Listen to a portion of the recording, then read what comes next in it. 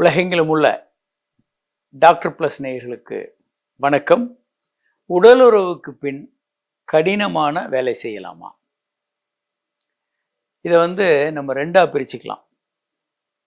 இயல்பாக குழந்தைகள் 2 குழந்தை இருக்கு, ஒரு தம்பதியினர் உடலுறவு முடிஞ்ச உடனே அவங்க என்ன வேணாலும் செய்யலாம், எந்த பிரச்சனையும் இல்லை.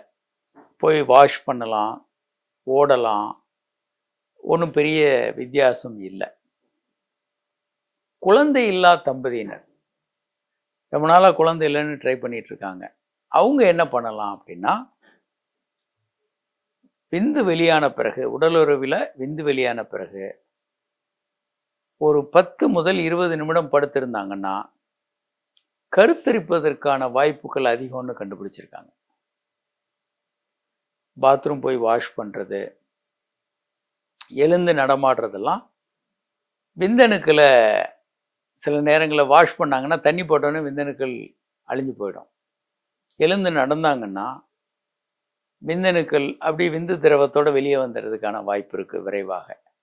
பொதுவாக செக்ஸ் பண்ணிவிட்டு கொஞ்ச நேரத்தில் திரவம்லாம் வரத்தான் செய்யும், அது இயல்பு தான். நீங்கள் படுத்திருந்தாலும் வரும். அது என்னென்னா, விந்தில் 5% விந்தணுக்களும் 95% திரவமும் இருக்கும். இதில் ஒரு 50% ப்ராஸ்டேட்லேருந்து வரக்கூடிய திரவம், ஒரு 45% செமைனல் வெசைக்கிள்லேருந்து வர்ற திரவம். இதெல்லாம் சேர்ந்து விந்து திரவத்தோடு வரும். இதெல்லாம் எதுக்குன்னா, விந்து திரவத்துக்கு தேவையான குளுக்கோஸ் அது உறையிறதுக்கு, மறுபடியும் நீர்த்து போகிறதுக்கு, விந்தணுக்கள் விரைவாக ஊர்ந்து போகிறதுக்கு எல்லாத்துக்குமான கெமிக்கல்ஸ் உள்ளே இருக்குது. அப்போது கொஞ்ச நேரத்தில் முதல்ல உறையும். விந்து 40 கிலோமீட்டர் வேகத்தில் பெண்ணுறுப்புக்குள்ளே போகும். போய் ஒரு இடத்துல விழுந்து எல்லாம் உறையும், கட்டிமா ஒரு செமி சாலிட் மாதிரி ஆகும், ஜெல். கொஞ்ச நேரம் கழித்து நீர்த்து போய் நீர் மாதிரி ஆகிடும். அணுக்கள் அப்போது வேகமாக எல்லா பக்கமும் ஊர்ந்து போகும், நிறைய கர்ப்பப்பைக்குள்ளே போகும். திரவம் எல்லாம் அப்படி பெண்ணுறுப்புலேருந்து வெளியே வரும், ஏன்னா அது கர்ப்பப்பைக்குள்ளே போக முடியாது. இது இயல்பானது. 95% திரவம் வெளியே வந்துடும்.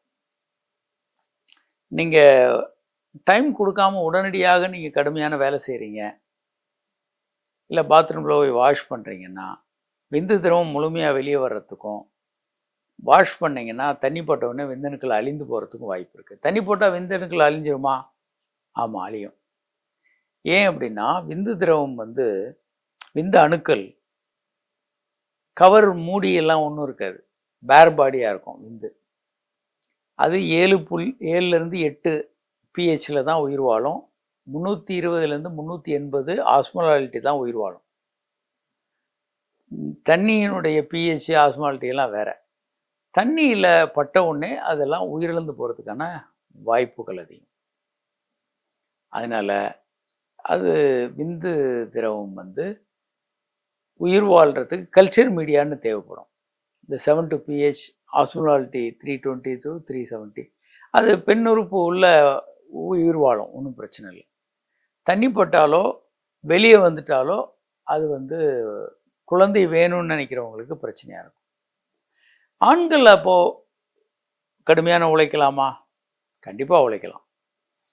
செக்ஸ் முடிஞ்ச உடனே, விந்து வெளியேற்றின உடனே அவங்களுடைய பகுதி முடிஞ்சுது. ஸோ அவங்க ஒரு கடுமையான உழைப்பில் ஈடுபடலாம், ஓடலாம், ஏதாவது வேலைகள் கடுமையான வேலைகளை செய்யலாம், ரெஸ்ட் எடுத்து தூங்கலாம். நல்லா தூக்கம் வரும். ஏன்னா ஒரு உச்சகட்டத்துக்கு போன பிறகு உடம்பெல்லாம் ரிலாக்ஸ் ஆகிட்டு மூளையிலேருந்து பாடி ஃபுல்லாக ஒரு ரிலாக்ஸேஷன் இருக்கும். இந்த ரிலாக்ஸேஷனில் நல்ல தூக்கம் வரும். நீங்கள் நல்லா தூங்கலாம். அல்லது உங்களுக்கு ஏதாவது வேலை செய்யணும் அப்படின்னு நீங்கள் நினச்சிங்கன்னா வேலை செய்யலாம். இதில் எந்த வித்தியாசமும் இல்லை. நிறைய பேர் மாஸ்டர்பேட் பண்ணிவிட்டு மறுபடியும் வேலை செய்கிறத நம்ம பார்க்குறோம். அந்த மாதிரி வேலை செய்ய முடியும். அதனால் எந்த பிரச்சனையும் வராது. மாஸ்டர்பேஷனும் செக்ஸும் ஒன்று தான். அதனால் நம்ம மாஸ்டர்பேட் பண்ணிட்டு எல்லோரும் வேலை செய்கிறத பார்க்க முடியும், அவங்க ஓட முடியும். பல நேரங்களில் என்ன நினச்சிக்கிட்டு இருந்தாங்கன்னா, முன்னாலெல்லாம் ஒலிம்பிக் போன்ற விளையாட்டுக்களில் ஈடுபடும் போது செக்ஸில் ஈடுபடாமல் இருக்கிறது நல்லது. குத்துச்சண்டை, கராத்தே போட்டிகள் ஒலிம்பிக் போட்டிகள்லாம் நடக்கும்போது தடை பண்ணிக்கிட்டு இருந்தாங்க. செக்ஸ் பண்ணாங்கன்னா வீக் ஆகிடுவாங்க, அதனால் அதை பண்ண வேண்டான்னு. ஆனால் பின்னால் பல ஆய்வுகளில் வந்து அது தப்பு. இன்னும் சொல்ல போனால் செக்ஸில் ஈடுபட்டால் மறுநாள் நல்லா பர்ஃபார்மன்ஸ் நல்லா இருக்குது மறுநாள். அப்போ செக்ஸ் பண்ண பிறகு நல்லா தான் இருக்குதுன்னு கண்டுபிடிச்சாங்க. அதுக்கப்புறம் அவங்க தடை பண்ணுறதில்ல. இன்னும் சொல்ல போனால் அதை என்கரேஜ் பண்ணவும் செஞ்சாங்க. நாள் வேணால் செக்ஸில் தனியாக வர்ற பிளேயர்ஸ் வந்து செக்ஸில் ஈடுபடுங்கன்ற மாதிரி ஓரளவுக்கு அதை என்கரேஜ் கூட பண்ணிக்கிட்டு தான் இருந்தாங்க. அதனால் ஒலிம்பிக் வீரர்களுக்கு அந்த தடை இப்போ இல்லை. அதனால் செக்ஸ் பண்ணிவிட்டு நீங்கள் கடுமையான உடல் உழைப்பில் ஈடுபடுறதுனால எந்த கெடுதலும் 2 பேருக்குமே வராது.